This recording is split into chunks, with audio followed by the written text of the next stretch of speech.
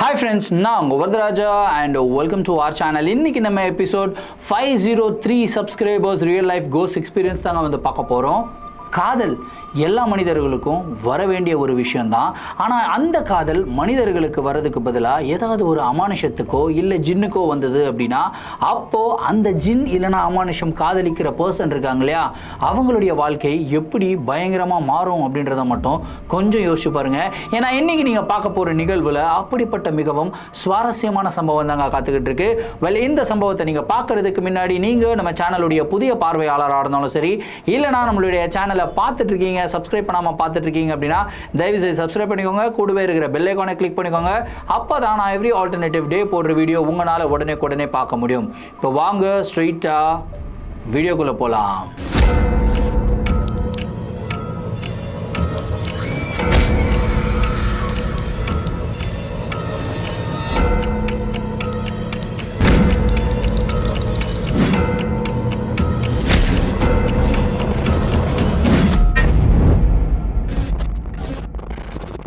இந்த ஒரு நிகழ்வை நம்மளுக்கு சேலம்லேருந்து விஷ்ணு அப்படின்ற ஒரு சப்ஸ்கிரைபர் மெயில் பண்ணி விட்டுருக்காருங்க.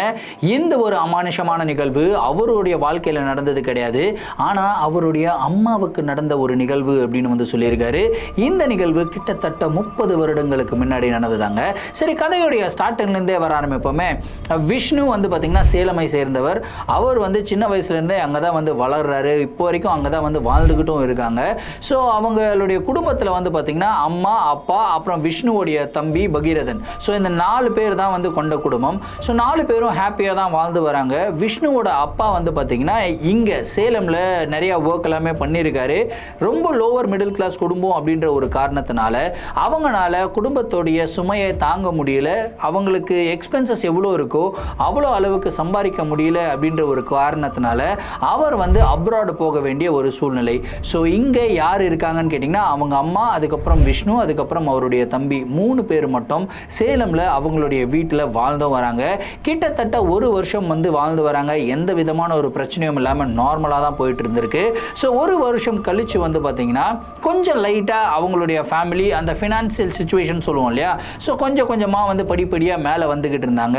ஸோ அந்த டைமில் வந்து பார்த்தீங்கன்னா பொங்கல் பண்டிகை வருதுங்க. ஸோ இந்த பொங்கல் அப்படின்னாவே ஊர் பக்கம்லாம் வந்து களை கட்டும் அப்படின்னு சொல்லலாம். அதாவது வீட்டில் இருக்கிற மேலே இருக்கிற சாமானெல்லாம் இழுத்து போட்டு சாமானெல்லாம் க்ளீனாக கழுவி அதுக்கப்புறம் வீட்டுக்கு வந்து பார்த்திங்கன்னா சுண்ணாம்பு அடிப்பாங்க, வெள்ளை அடிப்பாங்க. அதுக்கப்புறம் பொங்கலை பயங்கரமாக செலிப்ரேட் பண்ணுவாங்க. ஊர் சைடில் எல்லாமே வந்து பார்த்திங்கன்னா ரொம்ப பரவலாக இந்த பொங்கல் பண்டிகையை சூப்பராக கொண்டாடுவாங்க. அப்படி தான் விஷ்ணுவோட அம்மாவுமே வந்து பார்த்திங்கன்னா பொங்கல் பண்டிகைக்காக அவங்களுடைய வீட்டில் பரணை மேலே இருக்கிற சாமானெல்லாம் எடுத்து போடுறாங்க. எடுத்து போட்டு கழுவ ஆரம்பிக்கிறாங்க. அதுக்கப்புறம் அவங்க என்ன யோசிக்கிறாங்க அப்படின்னா, வருஷம் பொங்கல் வந்து இது வரைக்கும் நம்ம ரொம்ப எளிமையாக தான் வந்து கொண்டாடி இருக்கிறோம். ஏன்னா நம்மக்கிட்ட அவ்வளோ அளவுக்கு ஃபினான்ஷியல் சிச்சுவேஷன் கிடையாது. ஆனால் இப்போது நம்மளுக்கு கொஞ்சம் நல்ல ஃபினான்ஷியல் சிச்சுவேஷன் இருக்கு இல்லையா.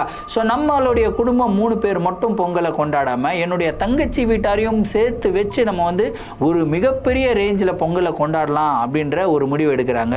ஸோ இதுக்காகவே இவங்க வந்து பார்த்திங்கன்னா தனியாக அவங்க தங்கச்சிக்கு, அதுக்கப்புறம் தங்கச்சி ஹஸ்பண்டுக்கு, தங்கச்சி பசங்களுக்கு எல்லாம் ட்ரெஸ்ஸு வாங்க ஆரம்பிக்கிறாங்க. ஸோ ஒரு விஷயமே வந்து பார்த்திங்கன்னா பார்த்து செய்ய ஆரம்பிக்கிறாங்க. ஸோ இன்னொரு 3 நாளில் பொங்கலுங்க. ஸோ பொங்கலுக்கு தேவையான எல்லா பலகாரங்கள் எல்லாமே இவங்க குக் பண்ணுறாங்க. குக் பண்ணிவிட்டு அதுக்கப்புறம் மேலும் கொஞ்சம் சாமானெல்லாம் இருக்கு இல்லையா, அந்த பலகாரம் செஞ்ச சாமான்லாம் இருக்கு இல்லையா, ஸோ அந்த சாமான்லாம் கழுவலாம் அப்படின்னு சொல்லி யோசிக்கிறாங்க. சரி, சாமான் கழுவும்போது எல்லாருமே பசங்களாம் படுத்து தூங்கிட்டோம், அதுக்கப்புறம் நம்ம வீட்டுக்கு வெளியே வச்சு சாமானை கழுவிக்கலாம். ஏன்னா எண்ணெய் பிசிப்பு இருக்கிற சாமான்லாம் நல்லா தேய்ச்சி கழுவணும், வீட்டுக்கு வெளியே கழுவுனா நல்லாயிருக்கும் அப்படின்னு வந்து அவங்க முடிவு எடுக்கிறாங்க. ஸோ அதுக்காக அவங்க 9 மணிக்கு மேலே கழுவுறதுக்கு உட்காடுறாங்க. விஷ்ணுவும் அவருடைய தம்பியும் வந்து பார்த்திங்கன்னா உள்ளே போய் படுத்துட்டாங்க. ஸோ இவங்களுடைய வீடு எப்படி இருக்கும்னு கேட்டிங்கன்னா, இவங்களுடைய வீடு ஒரு வேக்கண்ட் ஸ்பேஸ் வந்து இருக்கும். அந்த இடத்துல வந்து பார்த்திங்கன்னா இந்த மாதிரி பனானா ட்ரீ, இந்த மாதிரி சின்ன மரங்கள் எல்லாம் வச்சுருப்பாங்க, ரோஜா செடிகள் எல்லாம் வச்சுருப்பாங்க. ஸோ ஒரு நல்ல ஸ்பேஸ் வந்து அங்கே இருக்குங்க. அதுக்கப்புறம் அந்த இடத்துலையே பக்கத்தில் ஒரு சின்ன பைப்பு இருக்கும். ஸோ அந்த பைப் இருக்கிற இடத்துல தான் இவங்க வந்து உட்காந்து பாத்திரம் விளக்கிக்கிட்டு இருக்காங்க. ஸோ அப்படி விளக்கிக்கிட்டே இருக்கும்போது ஒரு 10 மணி அளவு இருக்குங்க. அந்த 10 மணி அளவில் திடீர்னு வந்து பார்த்திங்கன்னா அங்கே ஒரு வாழை மரம் இருக்குன்னு சொன்னேன் இல்லையா, அந்த வாழை மரம் பக்கத்தில் வந்து ஏதோ ஒரு சலசலப்பு வந்து இவங்களுக்கு கேட்குது. என்னடா இது வாழை மரம் பக்கத்தில் யாரா, என்ன இது சலசலப்பு கேட்குது அப்படின்னு சொல்லி இவங்க அங்கே பார்க்கும்போது அங்கே யாரோ ஒரு பர்சன் நின்றுக்கிட்டு இருக்க மாதிரியே இவங்களுக்கு ஒரு ஃபீல் வந்து உண்டாகுது. யாருங்க அது, யார் இந்த டைமில் இங்கே வந்து நின்றுக்கிட்டு இருக்கீங்க, அதுவும் எங்கள் வீட்டு காம்பவுண்டுக்குள்ளே வந்து நின்றுக்கிட்டு இருக்கீங்க அப்படின்னு சொல்லி விஷ்ணுவோட அம்மா வந்து சவுண்டு கொடுக்குறாங்க. ஆனால் அந்த இடத்துல வந்து பார்த்திங்கன்னா யார் இருக்கிறாங்கன்றது தெரியல, ஆனால் யாரோ இருக்கிறாங்கன்றது மட்டும் தெரியுதுங்க.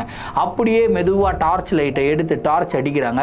அடித்து பார்த்தா அந்த இடத்துல ஒரு வெள்ளை வேஷ்டி வெள்ளை ஜுப்பா போட்டுக்கிட்டு ஒரு தாத்தா கையில் வந்து குச்சியை வச்சுக்கிட்டு நின்றுக்கிட்டு இருக்காரு. அந்த தாத்தா பார்க்குறதுக்கு ரொம்பவும் வயசானவராக இருக்கார். கிட்டத்தட்ட ஒரு 60-65 வயசு உள்ளவர் போல இருக்கார். ஸோ அப்படியே நின்றுக்கிட்டு இருக்காரு. தாத்தா இங்கே எப்படி தாத்தா எங்கள் வீட்டுக்குள்ளே வந்திருக்கேன், எங்கள் வீட்டு காம்பவுண்டுக்குள்ளே நிற்கிறியே அப்படின்னு சொல்லி அவங்க அம்மா வந்து பேசுகிறாங்க. அதுக்கும் அந்த தாத்தா எதுவுமே பதில் சொல்லலைங்க. பதில் சொல்லாமல் அப்படியே நின்றுக்கிட்டே இருக்காரு. அடுத்த 2 நிமிஷத்தில் அவர் என்ன பண்ணுறாருன்னு கேட்டிங்கன்னா அதே இடத்துல உட்காந்து ஃபிஷ் அடிக்க ஆரம்பிக்கிறாருங்க. இதை பார்த்த உடனே இவங்களுக்கு சரியான ஒரு கோவம். தாத்தா உனக்கு அறிவு இருக்குதா இல்லையான்னு தெரியல, என்ன இது, எங்கே வந்து என்ன பண்ணிக்கிட்டு இருக்க, இது எங்களுடைய வீடு, நீ ஏன் இங்கே நின்றுக்கிட்டு இருக்க அப்படின்னு சொல்லி, ஏன் இந்த மாதிரிலாம் பண்ணிக்கிட்டு இருக்க, வெளியே போ அப்படின்னு வந்து சொல்கிறாங்க. ஸோ இவங்களுடைய சத்தம் கேட்டும் கூட பசங்க வெளியே வரலைங்க. ஸோ இவங்களுக்கு அப்போ புரியல, இவங்களுடைய சத்தம் இவங்களுக்கு மட்டும்தான் வந்து கேட்குது, ஆனால் வேறு யாருக்குமே வந்து கேட்கல அப்படின்ற ஒரு விஷயம் இவங்களுக்கு அப்போ புரியலைங்க. ஸோ இவங்க பாட்டு கத்திக்கிட்டே இருக்காங்க. தாத்தா மேலே கல் எடுத்து விட்டு எறிகிறாங்க. ஸோ அந்த தாத்தா திடீர்னு வந்து பார்த்தீங்கன்னா எங்கே போனாருன்னே தெரியல. அதாவது கல்லை எடுக்கிற கேப்பில் வந்து பார்த்தீங்கன்னா அந்த தாத்தா அந்த இடத்துல இல்லை. ஒருவேளை பைத்தியக்கார கிழவனா இருப்பானோ அப்படின்னு சொல்லி நினைச்சிட்டு இவங்க என்ன பண்றாங்கன்னா இவங்களுடைய வேலையை முடிச்சுட்டு வீட்டுக்குள்ள வந்து போயிடுறாங்க. ஸோ அன்னைக்கு நைட்டு அப்படியே போகுதுங்க. ஆனால் அன்னைக்கு நைட்டு இவங்களுடைய ரூம்ல படுத்துக்கிட்டு இருக்கும்போது இவங்களுக்கு ஒரு விதமான ஒரு ஃபீல் என்னன்னா, நம்ம தனியாக தான் இருக்கிறோம், ஆனால் நம்ம கூட நம்மளுடைய ஹஸ்பண்ட் இருக்கிற மாதிரியே ஒரு ஃபீல் இருக்கே அப்படின்னு சொல்லிட்டு இவங்களுக்கு அந்த மாதிரி ஃபீலிங் வந்துட்டே இருக்கு. பசங்க 2 பேரும் பெருசாயிட்ட ஒரு காரணத்தினால 2 பேருமே வந்து பார்த்தீங்கன்னா தனி பெட்ரூமில் வந்து படுத்து தூங்கிக்கிட்டு இருக்காங்க. ஸோ இப்படியே வந்து போகுதுங்க. அடுத்த நாள், அதாவது பொங்கலுக்கு இன்னமும் 2 நாட்கள் தான் இருக்குது. ஸோ அடுத்த நாள் அவங்க வந்து இருக்காங்க.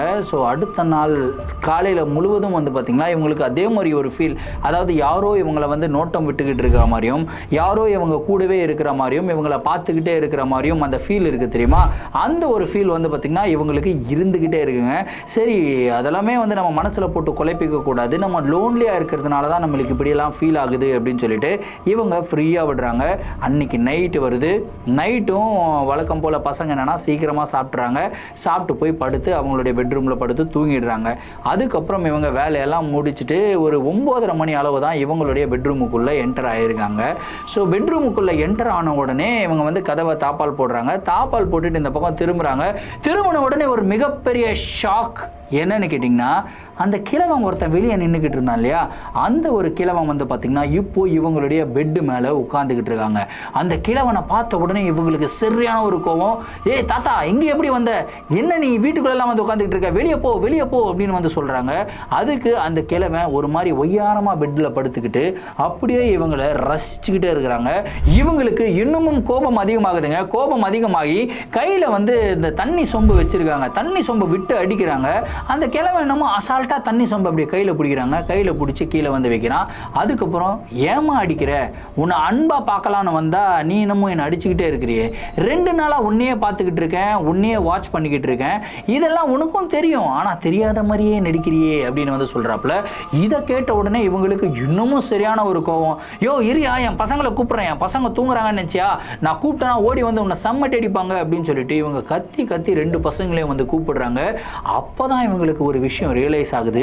இவங்களுடைய சவுண்டு இவங்களுக்கு மட்டும்தான் கேட்குது, ஆனால் இவங்களை தவிர வேறு யாருக்குமே கேட்கல அப்படின்ற ஒரு விஷயம் வந்து அப்போ தான் அவங்க ரியலைஸ் பண்ணுறாங்க.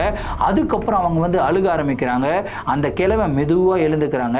எழுந்து இவங்க பக்கத்தில் அப்படியே நடந்து வரான். நடந்து வந்து அப்படியே இவங்களுடைய தலைமுடியை அப்படியே கோதி விடுறான். கோதி விட்டுட்டு அப்படியே விரலில் வந்து அப்படியே தடவுறாங்க. தடவிட்டு என்ன தரமா சொல்கிறான், நீ எவ்வளோ அழகாக இருக்க தெரியுமா, உன்னுடைய அழகில் நான் அப்படியே மயங்கிட்டேன் அப்படின்னு வந்து சொல்கிறான். இதை கேட்ட உடனே இவங்களுக்கு சரியான ஒரு கோவம். அந்த தாத்தாவை போட்டு குத்துறாங்க. நீ குத்துறதும் கூட எனக்கு கொஞ்சம் மாதிரியே இருக்குது அப்படின்னு சொல்லி லவ் மூட்லலாம் டைலாக் பேசிக்கிட்டு இருக்கான் அந்த கிழவன். யோ போய் அந்த பக்கம் தள்ளி விடுறாங்க. தள்ளி விட்டாலும் அவனை தள்ளவே முடியல, அந்த கிழவனை தள்ளவே முடியல. ஸோ அவன் வந்து அவ்வளோ ஸ்ட்ராங்காக இருக்கான். கிட்டத்தட்ட ஒரு 80-85 வயசு இருக்கும் அப்படின்றாங்க. அந்த 85 வயசு கிழவனை இவங்களால தள்ள முடியல.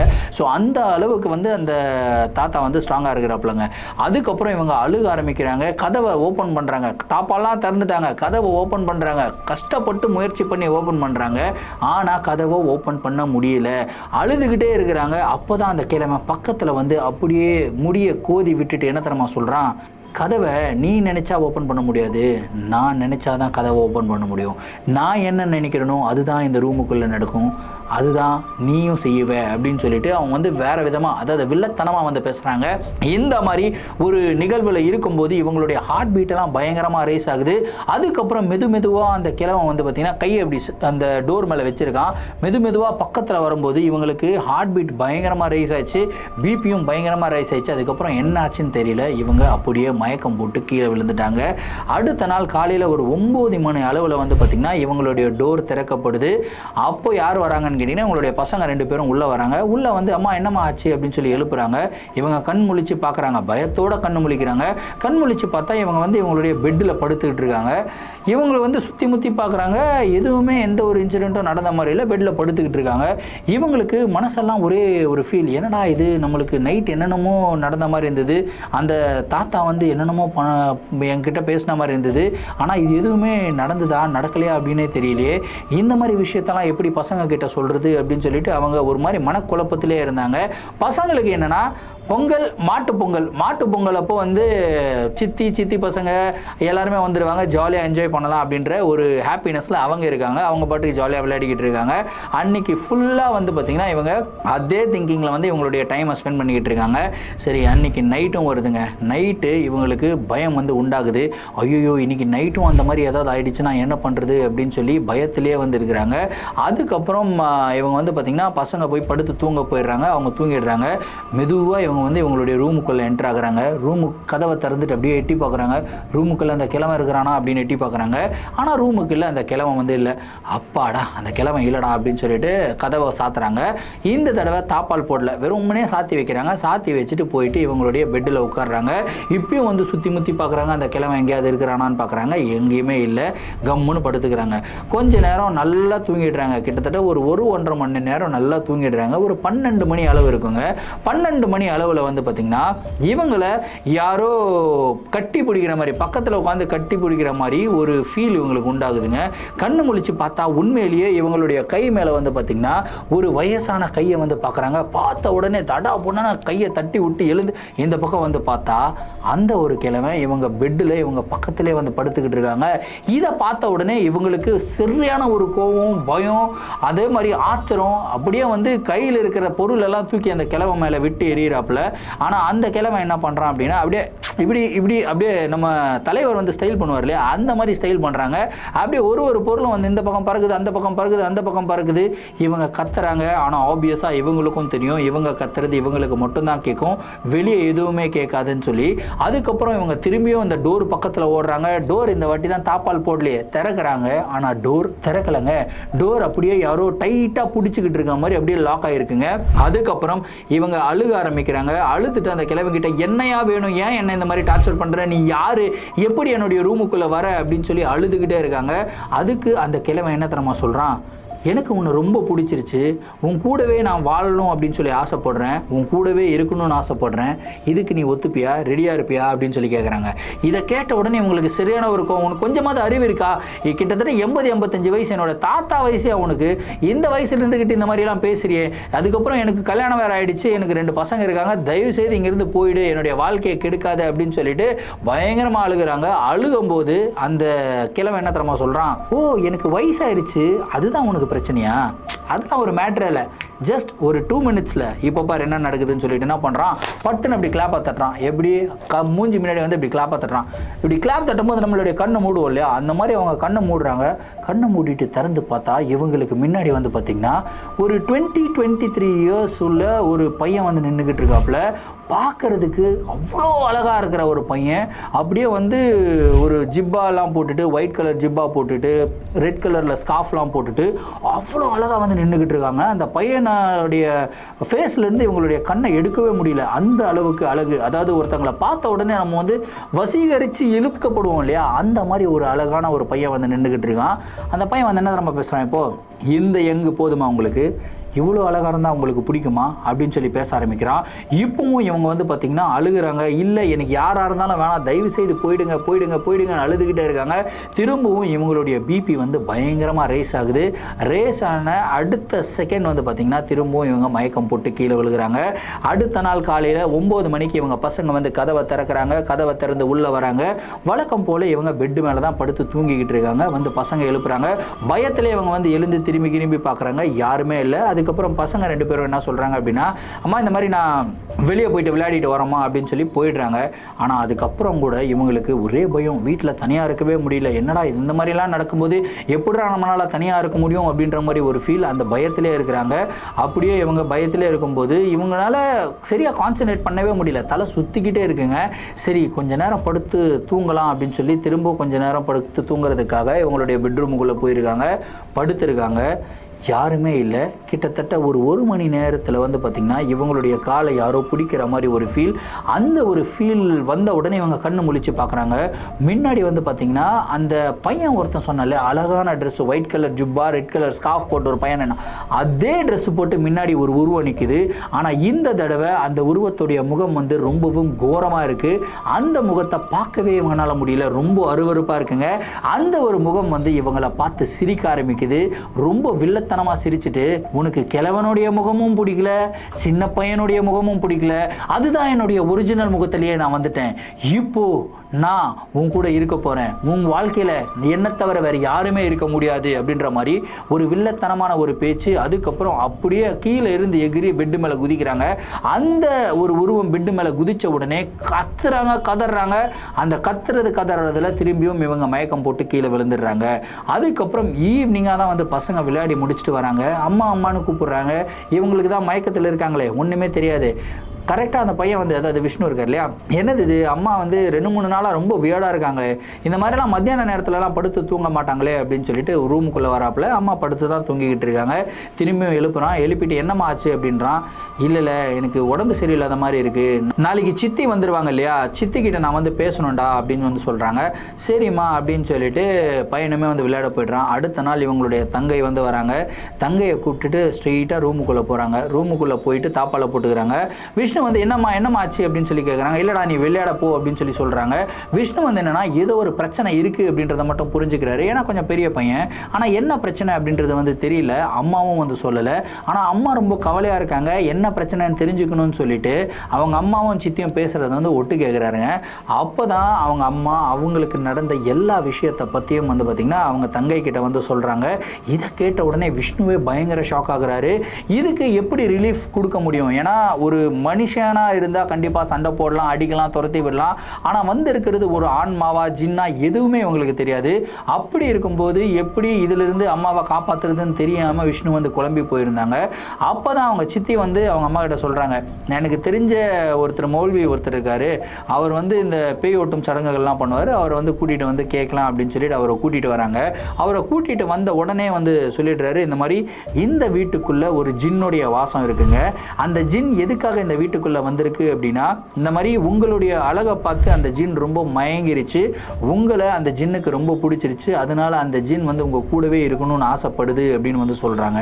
இதை கேட்ட உடனே அவங்க அம்மா, அதாவது விஷ்ணுவோட அம்மா பயங்கரமாக அழுகுறாங்க. ஐயோ எனக்கு வேணாங்க, எப்படியாவது என்னை காப்பாற்றுங்க அப்படின்னும் போது, ஒன்றும் பிரச்சனை இல்லைம்மா, நான் வந்து ஒரு சில ரிச்சுவல்ஸ் வந்து பண்ணுறேன், ரிச்சுவல்ஸ் பண்ணிவிட்டு உங்களுக்கு ஒரு தாயத்தை கொடுக்குறேன், அந்த தாயத்தை வந்து அட்லீஸ்ட் ஒரு 3 வருஷத்துக்கு நீங்கள் கையில் கட்டிக்கிட்டு தான் இருக்கணும், அந்த தாயத்தை கழட்டவே கூடாது. பை எனி சான்ஸ் நீங்கள் அந்த தாயத்தை கழட்டிட்டீங்க அப்படின்னா திரும்பவும் அந்த ஜின் உங்களுடைய வாழ்க்கைக்குள்ளே வந்துடும். ஆனால் இந்த தடவை உங்களுடைய வாழ்க்கைக்குள்ளே வந்துருச்சு அப்படின்னா நார்மலாலாம் இருக்காது, ரொம்பவும் கொடூரமாக வந்து இருக்கும். ஏன்னா ரொம்ப உக்கிரமாக இருக்கும் இல்லையா, அதை பிரிக்கிறதுக்கு நீங்கள் முயற்சி பண்ணுறீங்க அப்படின்றது அதுக்கு நல்லாவே தெரியும். ஸோ அதனால ஜாக்கிரதையாக இருங்க அப்படின்னு சொல்லிட்டு அவர் வந்து அவருடைய ரிச்சுவலை ஸ்டார்ட் பண்ணுறாரு. கிட்டத்தட்ட ஒரு 2 மணி நேரம் அந்த ரிச்சுவல் வந்து போகுதுங்க. அந்த ரிச்சுவல் பண்ணும்போது இவங்களுடைய வீட்டுக்கு வெளியே இருக்கிற பொருளெல்லாம் டமால் டமான்னு விழுகுது. விழுகுது. ஒரு வாழை மரம் ஒன்று இருந்ததுயா, அந்த வாழை மரம் வந்து பார்த்தீங்கன்னா அப்படியே பட்டுன்னு கத்தி எடுத்து வெட்டினா எப்படி வெட்டுமோ அந்த மாதிரி வெட்டி அந்த வாழை மரம் ஆட்டோமேட்டிக்காக வந்து சாயுது.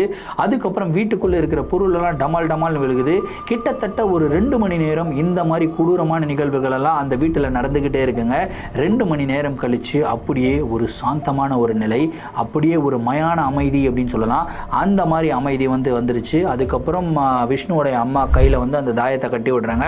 கட்டி விட்டுட்டு இப்போ எந்த பிரச்சனையும் இல்லாமா, ஆனால் 3 வருஷம் பத்திரமா நீங்கள் இருக்கணும் அப்படின்னு சொல்லிட்டு அவங்க வந்து கிளம்பி போயிடுறாங்க. அவர் சொன்ன மாதிரியே 3 வருஷம் வந்து இவங்க ரொம்ப ரொம்ப பத்திரமா இருந்திருக்காங்க, ஜாக்கிரதையாக இருந்திருக்காங்க. அந்த தாயத்தை வந்து பார்த்திங்கன்னா இவங்க கழட்டவே இல்லை. இன்ஃபேக்ட் 4வது வருஷமும் அந்த தாயத்தை வந்து போட்டிருக்காங்க. 4 வருஷம் கழிச்சு திரும்பவும் அந்த பர்சன், அதாவது மௌல்வி கிட்ட வந்து போயிருக்காங்க. அவர் என்ன சொல்லியிருக்காருன்னா, இப்போ பிரச்சனை இல்லாமல் இப்போ நீங்கள் தாயத்தை கழட்டிக்கலாம் அப்படின்னு வந்து சொல்லியிருக்காரு. அதுக்கப்புறம் அவரே வந்து தாயத்தை வந்து கழட்டியும் விட்டுருக்காரு. அதுக்கப்புறம் அவங்களுடைய வாழ்க்கையில் அந்த ஜின் வரவே இல்லை அப்படின்னு வந்து சொல்லியிருக்காங்க. ஸோ இந்த ஒரு நிகழ்வு நான் படிக்கும்போது எனக்கு பயங்கர இன்ட்ரெஸ்டிங்காக இருந்தது. யோசிச்சு பாருங்களேன், எதிர்பார்க்காத நேரங்களில் எதிர்பார்க்காத விஷயங்கள்லாம் நமக்கு நடக்கும் அப்படின்னு சொல்லி கேள்விப்பட்டிருக்கேன். ஆனால் இப்போ தான் முதல் முறையாக அதை நம்மளுடைய சப்ஸ்கிரைபருடைய அம்மாவுக்கே நடந்த ஒரு விஷயத்தை நான் வாசிச்சிருக்கேன். ஸோ இது வந்து ரொம்ப ஸ்பெஷலான ஒரு வீடியோன்னு நினைக்கிறேன். இன்ஃபேக்ட் எபிசோட் 500க்கு அப்புறம் போட்டிருக்கிற எல்லா வீடியோவுமே வந்து டாப் நாச்சாக இருக்குது அப்படின்னு சொல்லி நான் நினைக்கிறேன். நீங்கள் என்ன நினைக்கிறீங்க அப்படின்றத கமெண்ட் பாக்ஸில் சொல்லுங்கள். இந்த வீடியோவுக்கும் நீங்கள் 3000 லைக்ஸ் அண்ட் 300 கமெண்ட்ஸ் போடுவீங்க அப்படின்றத நம்புகிறேன். ஏன்னா நீங்கள் போடுற ஒரு லைக்கும் கமெண்ட்டும் தான் என்ன மாதிரி கிரியேட்டர்ஸ்க்கு ஒரு மிகப்பெரிய மோட்டிவேஷனல் பூஸ்டராகவே இருக்குது. இதே மாதிரி உங்களுடைய வாழ்க்கையில் ஏதாவது அமானுஷமான நிகழ்வுகள் நடந்திருந்து அந்த நிகழ்வுகள் என்கிட்ட ஷேர் பண்ணணும்னு நினச்சிங்கன்னா என்னுடைய இன்ஸ்டாகிராமில் ஃபாலோ பண்ணிட்டு இன்ஸ்டாகிராமில் டிஎம் பண்ணுங்கள். இல்லைனா என்னுடைய மெயில் ஐடிக்கு மெயிலாக சென்ட் பண்ணி விடுங்க. கண்டிப்பாக உங்களுடைய நிகழ்வுகளும் நம்மளுடைய சேனலில் வீடியோஸாக போடப்படும். மீண்டும் அடுத்த வீடியோவில் சந்திக்கும் வரை நான் உங்கள் Varadaraja signing off. Thank you and bye.